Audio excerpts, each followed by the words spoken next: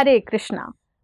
भगवान शंकर और मां पार्वती के पुत्र, महाभारत और श्रीमद् भगवद गीता के लेखक तथा भौतिक जीवन में आने वाले सभी प्रकार के विघ्नों का नाश करने वाले श्री गणेश जी के प्राकट्य के अवसर पर हर साल भाद्रपद की शुक्ल चतुर्थी को गणेश चतुर्थी के रूप में मनाया जाता है।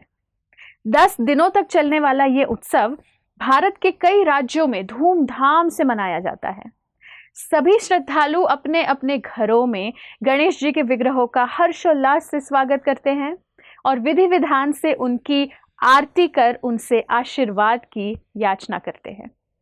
पंडालों में रत्न आभूषणों से सुसज्जित गणेश जी की बड़ी बड़ी प्रतिमा स्थापित की जाती है और उनके दर्शन करने के लिए भक्तों की लंबी लंबी कतारें लगती है।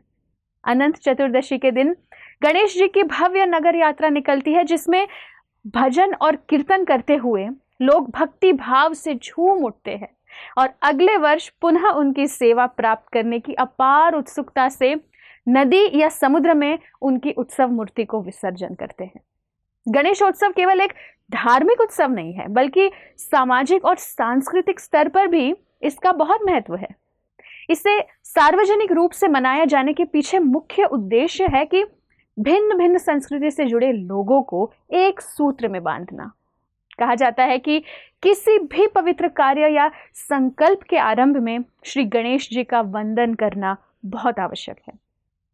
जब श्रील व्यासदेव ने श्री गणेश जी को महाभारत लिखने का प्रस्ताव किया तो गणेश जी ने उनसे कहा कि वे ये अवश्य लिखेंगे, लेकिन व्यासदेव जी को निरंतर बोलते रहना पड़ेगा।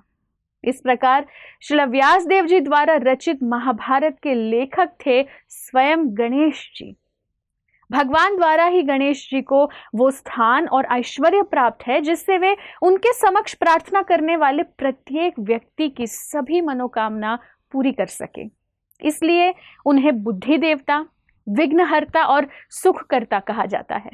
ब्रह्म संहिता में ब्रह्मा जी कह रहे हैं कि जिस व्यक्ति के 2 दिव्य चरण कमल श्री गणेश जी अपने शीश से निकलते हुए 2 आसनों पर धारण करते हैं और इन्हीं श्री चरणों से गणेश जी सभी प्रकार के विघ्नों को हरने की शक्ति प्राप्त करते हैं, तो ये व्यक्ति है स्वयं भगवान श्री कृष्ण, जो अपने नरसिंह देव के रूप में गणेश जी को ये शक्ति प्रदान करते हैं। गणेश जी भौतिक बुद्धि के साथ साथ आध्यात्मिक बुद्धि भी प्रदान करते हैं, जिससे हम भक्ति मार्ग पर आगे बढ़ सके और अपने जीवन के परम लक्ष्य को प्राप्त कर सके, जो है भगवान श्री कृष्ण की भक्तिमय सेवा। जब हम इस प्रकार की बुद्धि पाने के लिए उनसे याचना करते हैं तो वे बहुत ही प्रसन्न होते हैं। इसलिए श्री गणेश जी के समक्ष हमें प्रार्थना करनी चाहिए कि वे हमें हमारा सर्वोच्च हित दर्शाए और उसमें आने वाली सभी बाधाओं को हर ले।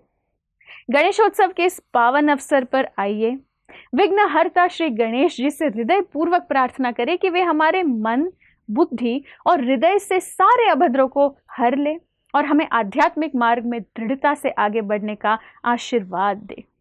आप सभी को गणेश चतुर्थी की हार्दिक शुभकामनाएं। धन्यवाद। हरे कृष्णा।